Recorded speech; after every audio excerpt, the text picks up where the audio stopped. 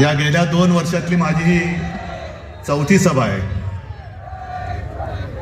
पण आजच्या सभेत मला खूप आनंद होतोय, कारण माझ्यासोबत माझा भाऊ आणि महाराष्ट्र नवनिर्माण सेनेचा अध्यक्ष राज, संजय तर सोबत आहेच, खासदार आहेत आणि उद्याच्या महापालिकेतले सगळे नगरसेवक आहेत. या भावी नगरसेवकांना सांगतोय की ही सगळी जनता ही तुमच्याकडे अपेक्षेने पाहते. त्यांच्या व्यथा काय आहेत याचा उल्लेख राजनी पण केला, संजयनी पण केला. आणि राजनी त्यांच्याकडे ही महापालिका असताना काय कामं केली हे अभिमानाने सांगितलं. राजनी केलेली नाशिकमधली कामं आणि मुंबईमध्ये शिवसेनेने कामं केली, हे 2 नागरिकांसाठी कामं करणारे भाऊ एकत्र आले तर नाशिकचा काय उत्कर्ष होईल हे तुम्ही तुमच्या मनाशी विचार करा. आणि मी सहज येताना, कारण स्थानिक काहीतरी बोललं पाहिजे, या शहराच्या समस्या काय आहेत. समस्या सगळीकडे त्याच आहेत. पाणी टंचाई आहे, कचऱ्याचा प्रश्न आहे, बेकारी वाढते आहे, गुंडागर्दी वाढते आहे, अंमली पदार्थ वाढत आहेत, तस्करी अंमली पदार्थाची होते, शिक्षणाचा पत्ता नाही. म्हणजे महाराष्ट्रात कुठल्याही शहरात गेलं रस्त्यावरती खड्डे आहेत. शहराचं नाव बदला, समस्या त्या चिकटवून द्या, कुठलंही भाषण कुठेही चालेल. हे यांनी गेल्या 10 वर्षात केलेलं आहे. म्हणजे 2014 पासून आतापर्यंत मोदींच्या काळात आमच्या मुलाखती चालू आहेत रोज, आज किंवा काल सुद्धा. मुलाखतकार एक प्रश्न नेहमी विचारतात की तुम्ही दोघं भाऊ एकत्र आलात, म्हटलं मग तुमच्या पोटात का गोळा आला? नाही, गोळा नाही आला. मग म्हटलं प्रश्न का विचारता? भाई जेव्हा आम्ही एकत्र नव्हतो तेव्हा एकत्र का येत नाही, आणि एकत्र आलो तर एकत्र का आलात? तुमच्या अस्तित्वाचा प्रश्न आहे का? म्हटलं आमच्या अस्तित्वाची चिंता तुम्ही करू नका. शिवसेनेने आता यावर्षी शिवसेनेला 60 वर्ष होतील. अनेक निवडणुका लढवल्या, अनेक निवडणुकांमध्ये पराभव पचवला. विजय तसा फार थोडा नशिबी आला, पण पराभव होऊन सुद्धा शिवसेना संपली नाही. तर या निवडणुकीत आमचं अस्तित्व तुम्ही ठरवणारे कोण? पण ही निवडणूक जिथे जिथे या शहरात निवडणुका आहेत त्या शहरातल्या नागरिकांनी त्यांचं आणि त्यांच्या भावी पिढीचं आयुष्य कसं असणार आहे, त्यांचं अस्तित्व कसं व्हायला पाहिजे हे ठरवणारी ही निवडणूक आहे. आम्ही पोटतिडकीने का तुमच्यासाठी प्रयत्न करतो? उल्लेख सगळे झाले. संजय राऊत आपण त्या काय धर्माच्या ध्वजाची आठवण करून दिली ज्याच्यावरती झाड आहे. मग मला एक प्रश्न विचारायचा आहे की भाजपचं हिंदुत्व हे खरं हिंदुत्व आहे का चुनावी हिंदुत्व आहे? राम मंदिर केलं म्हणून तुम्ही डंका पिटलात, आणि प्रभू रामचंद्र जिथे तपश्चर्याला बसले होते, म्हणजे फार थोड्या ठिकाणी प्रभू रामचंद्रांचं वास्तव्य होतं, त्यातली एक म्हणून तरी पुण्यभूमी आहे. कुंभमेळा इकडे का होतो? तपोवन त्याला का म्हणतात? पर्णकुटी कुठे होती? ही सगळी झाडं जर का कापली आणि उद्या जर का कोणी विचारलं की प्रभू रामचंद्र कुठे राहिले होते, काय सांगणार? हे नमो भवन आम्ही केलेलं आहे. शासकीय विश्रामधामात प्रभू रामचंद्र राहिले होते म्हणून सांगणार? संपूर्ण सत्यानाश करायचा, धर्माची एक पट्टी अशी लावायची की सगळे अंधभक्त झाले, आणि एक असा काही तुमच्यावरती संमोहन करायचं, मोहिनी टाकायची की स्वप्नात गुंगवून टाकायचं. देवेंद्र फडणवीस ज्याने एक शहर दत्तक घेतलं होतं, राज बरोबर बोलला. अरे ज्यांना राजकारणामध्ये पोरं होत नाही त्यांना आमची पोरं दत्तक घ्यावी लागतात, हे काय शहर दत्तक घेणार? म्हणून मोहन भागवताना टाओ फोडावं लागतोय, अपत्य वाढवा, अपत्य वाढवा. अहो, अपत्य वाढवा म्हणजे तुमची राजकारणातली अपत्य वाढवा, नुसती अपत्य नका वाढवू. खायला खाळ आणि भुईला भार. मोहन भागवतांचं तेवढं तरी ऐका. आणि भाजप आज हा उपटचुंबांचा पक्ष झालेला आहे. उपटचुंब म्हणजे मला थोडी धाकधूक तर कधीच नव्हती, पण गेल्या वेळेला जी काही व्यासपीठावरती माणसं होती त्यातली काही कमी झाली असं मला कळलं. पण आज बघतो तो व्यासपीठ हाऊसफुल आहे. समोर तर आणखीन तुडुंब भरले. अरे आमच्याकडे पोरांचा तोटा नाहीये. अस्सल निष्ठावान अजूनही इथेच आहेत. म्हणजे आम्ही मोठी केलेली माणसं गेली असतील, पण ज्यांनी मोठी केली ती साधी माणसं आज देखील आमच्या सोबत आहेत. पण मला तुम्ही तर सोबत आहातच, आणि टीव्हीवरनं भाजपवाले सुद्धा बघत असतील चोरून. त्या भाजपवाल्यांची मी खरंच आत्मीयतेने बोलतोय. मी कुत्सितपणे किंवा टोमणा मारत नाही. मला भाजपवाल्यांना विचारायचंय की अरे काय नशिबी आले तुमच्या जीणं. या उपटचुंबांच्या सतरंजा म्हणजे आधी आमच्यात असताना भ्रष्टाचाराचे आरोप करायचे. एक कोणतो म्हणे सलीम कुत्ताचा साथीदाराबरोबर फोटो. तुम्हाला पक्ष वाढवला, कुत्ता चालतोय, बिल्ली चालतंय, चुहा चालतोय, सब कुछ चलताय. म्हणजे अशी बरबटलेली माणसं ही पक्षात घ्यायची आणि त्यांचं संघ सगळं लंगोटी साफसूफ करून त्याने डोक्यावर घेऊन नाचायचं. हे निष्ठावंत भाजपवाल्यांचे आज नशिबी आले. कसं तुम्ही राहताय? हा भाजप तुम्हाला अपेक्षित होता? अगदी आम्ही दोघं एकत्र आल्यानंतर ज्यांनी फटाके फोडले दुसऱ्या दिवशी तिकडे. जाऊ दे त्यांचं नशीब आणि ते, मला त्यांच्या नशिबाची पर्वा नाही. मला वाईट वाटतंय ते निष्ठावान भाजप कार्यकर्त्यांचं वाटतंय. त्यांना प्रवेश दिल्यानंतर आमच्या देवेनी ताईंना रडू आवरे ना. मला त्यांच्याबद्दल आदर आहे. मी ताई तुम्ही आमच्याबद्दल चांगलं बोलावं म्हणून मी बोलत नाही. तुम्ही तुमचं काम निष्ठेने करताय. उद्या मी बोलतोय त्याच्यावर तुम्ही टीका जरूर करा, आणि तुमची ती निष्ठा त्या पक्षाची आहे. पण ज्या पक्षाची निष्ठा तुम्ही बाळगता आहात, राखता आहात, तो पक्ष आज उपऱ्यांचा पक्ष झालाय. उपरे. आणि हे माझं वाक्य नाहीये, देवयानी ताईंचं वाक्य आहे की दलालांनी चुकीचं ब्रीफिंग केलंय म्हणजे भाजप आज दलालांचा पक्ष झालेला आहे. तिकडे सुधीर मुनगट्टीवार बोललेत की शनी शिंगणापूर आणि भाजपला दरवाजेच नाहीयेत.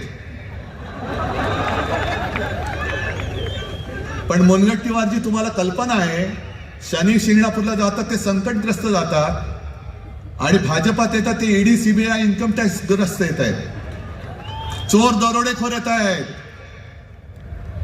म्हणजे ज्या रामाने रावणाचा वध केला तो रावण सुद्धा भाजपमध्ये आला तर त्या रावणाला सुद्धा घेतील एवढे निर्लज्ज झाले ते.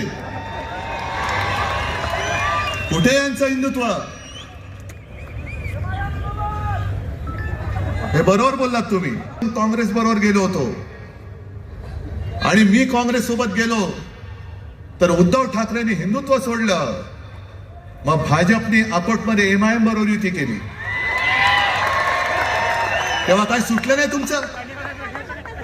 का मुळात नव्हतंच सुटायला काही? एमआयएम बरोबर अकोटमध्ये युती केली.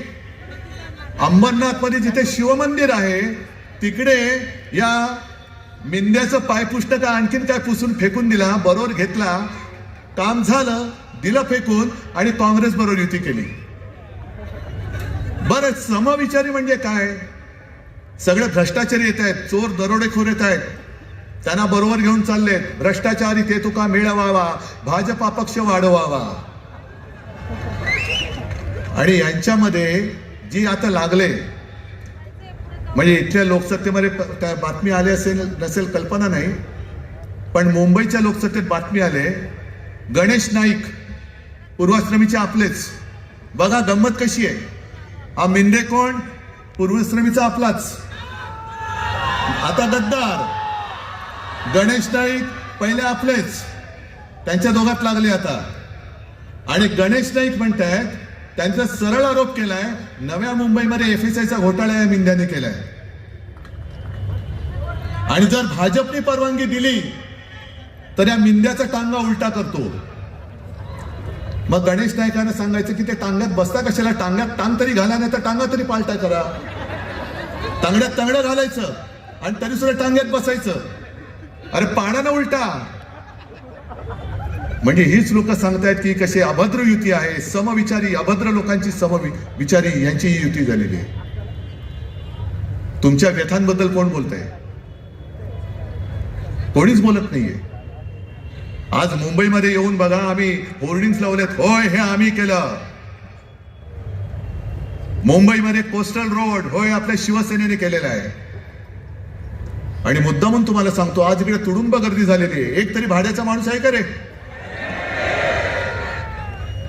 कोणाला तरी पैसे देऊन इकडे आणले का? मग मुंबईमध्ये जे जिजामाता उद्यान आहे, तिथे आम्ही 10 वर्षापूर्वी पेंग्विन आणले. काय टीका केली आमच्यावर, हे पेंग्विन पेंग्विन पेंग्विन. होय पेंग्विन आम्ही आणले, पण ते पेंग्विन बघायला लोक तिकीट काढून गर्दी करतायत. आणि मी या सभेचा उल्लेख एवढ्यासाठी केला की त्यांच्या सभेला पैसे देऊन माणसं आणावी लागतायत. म्हणजे पेंग्विन एवढी किंमत सुद्धा लोकांच्या लेखी नाहीये. पैसे तिकीट काढून पेंग्विन बघतायत, पण पैसे घेऊन सुद्धा लोकांच्या सभेला जात नाहीये. काय तुमची त्यांची अवस्था आहे? आज नाशिक मध्ये जो आम्ही वचननामा जाहीर केलेला आहे, का नाही करायचा तो? पण तो करायचं की नाही हे तुम्ही ठरवायचंय. तुमच्या समोर सगळं घडतंय. आज जसं तिकडे बंगालमध्ये ममता बॅनर्जी यांच्या हुकुमशाही विरुद्ध रस्त्यावरती उतरल्यात, अख्खा जवळपास बंगाल रस्त्यावरती उतरलाय. मग हा माझा महाराष्ट्र, शिवरायाचा महाराष्ट्र, छत्रपतींचा महाराष्ट्र, शाहू फुले आंबेडकर यांचा महाराष्ट्र, यांच्या दडपशाहीच्या विरुद्ध शेपूट घालून आत बसणार? अरे ज्या महाराष्ट्राने या देशाला दिशा दिली, त्याची दुर्दशा करणाऱ्याच्या हातामध्ये तुम्ही पूर्ण तुमचं नशीब परत एकदा त्यांच्या हातात देणार? हा वचननामा आहे, नुसता छापलेला कागद नाहीये रंगीत. तो आमचा ठाकरेंचा शब्द आहे. ही मोदी गॅरंटी नाहीये, बोगस मोदी गॅरंटी नाहीये. हा ठाकरेंचा शब्द आहे. आणि ठाकरे जे बोलतात ते करतात. आम्ही कोणी त्यांच्या कामाचं श्रेय कधी घेतलेलं नाही, कारण आम्हाला त्याची गरज नाहीये. मशाल तुमच्या हृदयात पेटली पाहिजे. ज्या पद्धतीने यांचा कारभार सुरू आहे, ज्या पद्धतीने यांचा कारभार सुरू आहे, बिनविरोध निवडणुका जिकडे झाल्या, तो राहुल नार्वेकर विधानसभेचा अध्यक्ष, विधानसभेमध्ये अध्यक्ष असल्यानंतर विधानसभेत त्यांचा अधिकार असतो. आणि विधानसभेचा अध्यक्ष, लोकसभेचा अध्यक्ष, राज्यसभेचा अध्यक्ष हा पूर्णपणे निष्पक्षपातीपणाने वागणारा पाहिजे. आणि आमच्यावरती घराणेशाहीचा आरोप करणारे भाजपा या राहुल नार्वेकरांच्या घरातले 3-3, 4-4 जणांना उमेदवारी देत आहेत. आणि तो समोरचा उमेदवार त्यांनी अर्ज मागे घ्यावा म्हणून अधिकाराचा दुरुपयोग करणारा राहुल नार्वेकर निवडणूक आयोगाला चालून जातोय. तरी सुद्धा चालतंय. आम्ही जरा कुठे काय केलं तर निवडणूक आयोग लगेच हातोडा घेऊन बसलेला असतो. पण यांनी काही केलं तरी काही करत नाही, कारण निवडणूक आयुक्त शेपूट घालून बसलेला आहे. ही लोकशाही नाही, ही झुंडशाही आहे. ही झुंडशाही आहे.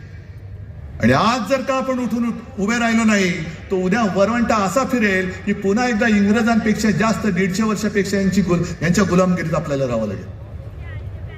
हिंदुत्वाचा हा बुरखा आहे.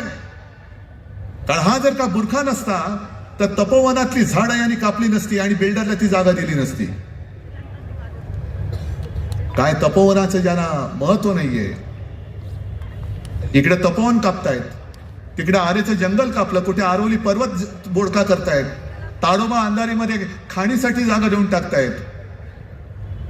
हे सगळं राजकारण आजूबाजूला शिजत असा विचार करू नका. अरे ताडोबाला झालं, आमच्या नाशिकमध्ये तर नाही झालं.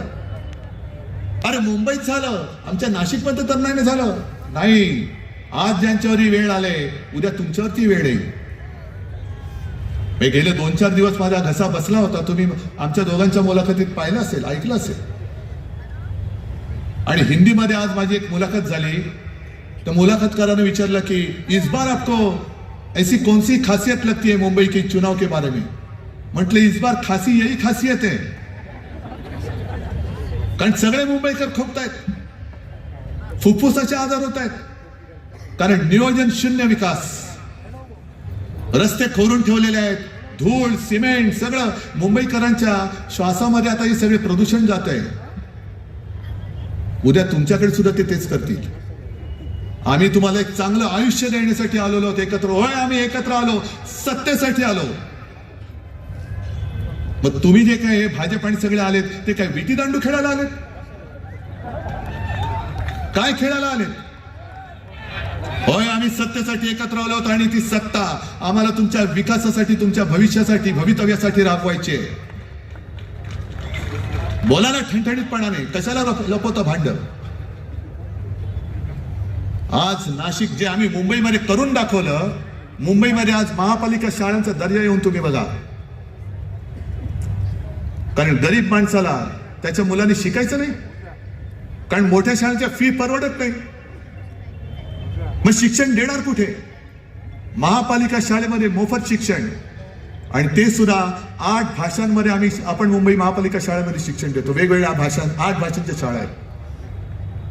ICSE, CBSE या सगळ्या काय म्हणतात ते ABCD, हे सगळे अभ्यासक्रम आपण महापालिका शाळेमध्ये शिकवतो. उद्या नाशिकची सत्ता आमच्या हातात द्या, मी नाशिकमध्ये महापालिका शाळेत हा अभ्यासक्रम सुरू करून दाखवेन. महापालिकेच्या शाळा आजपर्यंत मुंबईमध्ये सगळ्यांना लाज वाटायची. मुलगा शिकतो का? जाधव शिकतो ना, कुठल्या शाळेत शिकतो? बोलायला यायचं नाही, कारण का? महापालिकेची शाळा. आता अभिमानाने सांगतात, आता महापालिका शाळेमध्ये प्रवेशासाठी रांगा लागतात, आणि लोक अभिमानाने सांगतात की माझा मुलगा महापालिका शाळेत शिकतो. मुंबईमध्ये जे आम्ही केलं वैद्यकीय महाविद्यालय, उद्या सत्ता द्या, तुम्हाला नाशिकमध्ये वैद्यकीय महाविद्यालय करून दाखवतो. जगातली सगळ्यात माफक दरामध्ये प्रवास सेवा देणारी BST ही मुंबईमध्ये आपण टिकवली. हे बंद करायच्या मागे लागले. नाशिकमध्ये तशी आपण प्रवास सेवा सुरू करून दाखवू. करण्यासारख्या अनेक गोष्टी आहेत, करणारे आम्ही तयार आहोत. करून घ्यायची की नाही हे तुम्ही ठरवायचं आहे. पण जर करूनच घ्यायचं नसेल तर हे नुसते घोटाळे आहेत. हे मी मगाशी राजनी पण उल्लेख केला, तपोवनाचा घोटाळा आहेच. मुंबईमध्ये गेल्या 4 वर्षात 3 लाख कोटीचा घोटाळा अभद्र युतीने करून ठेवला, 3 लाख कोटीचा. आणि हे सगळे मुद्दे आहेत. मे 24 पासून अवाजवी दराने जमीन खरेदीवर 80 कोटींचा आर्थिक भार, हे सगळे वाचतो मी. 1300 कोटींच्या STP प्रकल्पावर वाद, कंत्राटदाराला काम सुरू होण्याआधीच 150 कोटी आगाऊ देण्यात आले. हा आगाऊपणा जो आहे ना, हा महत्वाचा आहे. तो जो मुंबईत केला त्यांनी 3 लाख कोटी, त्या कामासाठी आगाऊ रक्कम देतात, आणि त्या आगाऊ रकमेतनं हे आगाऊ पैसे काढतात आणि ते लोकांना वाटतात. निर्णय तुम्ही घ्यायचा आहे. हार जीत आमची नाही, आमचं सोडून द्या.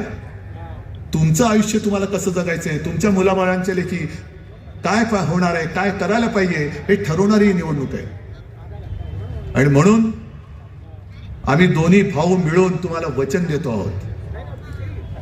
जे बोलतो ते आजपर्यंत आम्ही करून दाखवलेलं आहे. आणि आजचा सुद्धा हा वचननामा हा नुसता काहीतरी प्रिंटिंगचा कागद म्हणून नाही, तर ते आमची वचन आहेत. आणि त्यातल्या प्रत्येक शब्दाला हे आमचं वचन मानून तुम्ही जर का आम्हाला आशीर्वाद दिले तर आम्ही तुम्हाला ह्या सगळ्या गोष्टी देऊ शकतो. आता तुम्ही सांगा, जर देणार असाल तर जरा दोन्ही हात वर करून सांगा, आणि हात मुद्दामून जरा दाखवा. त्या दलालांना तुमच्याकडे पैसे असतील, तुमच्याकडे सत्ता असेल, पण आमच्याकडे विश्वास आहे, आमच्याकडे निष्ठा आहे. गद्दार लोक तुम्ही विकत घेऊ शकाल, पण निष्ठावानाने विकत घेऊ शकणार नाही. आणि हे जोपर्यंत मजबूत हात आमच्या सोबत आहेत, तोपर्यंत शिवरायाच्या पवित्र भगव्याला, जो भाजपला मी नेहमी आव्हान देतो की तुम्ही हिंदुत्ववादी म्हणता आणि माझ्यावरती टीका करता, पहिल्या तुमच्या फडक्यावरचा हिरवा रंग काढा आणि मग आमच्यावरती हिंदुत्वाशी बोला. कारण आज सगळे आमचं हिंदुत्व हे व्यापक आहे, आमचं हिंदुत्व हे राष्ट्रीयत्व आहे, आणि सगळे आमच्या सोबत आहेत. यापुढे या गद्दारांना आणि या भ्रष्टाचारांना, जे बेडूकुड्या मारून तिकडे गेले त्या बैठकांना डराव करत बसू द्या. पण आपलं नाशिक हे आपल्या हातामध्ये ठेवा. आपली शिवसेना आणि मनसेची एक अशी भक्कम मजबूत सत्ता या नाशिकमध्ये आणा की उद्या कोणी दत्तक बाप इकडे पाय ठेवायला घाबरला पाहिजे आणि तेवढी ताकद नक्की तुमच्यामध्ये आहे हा विश्वास व्यक्त करतो आणि आपली रजा घेतो. जय हिंद, जय महाराष्ट्र.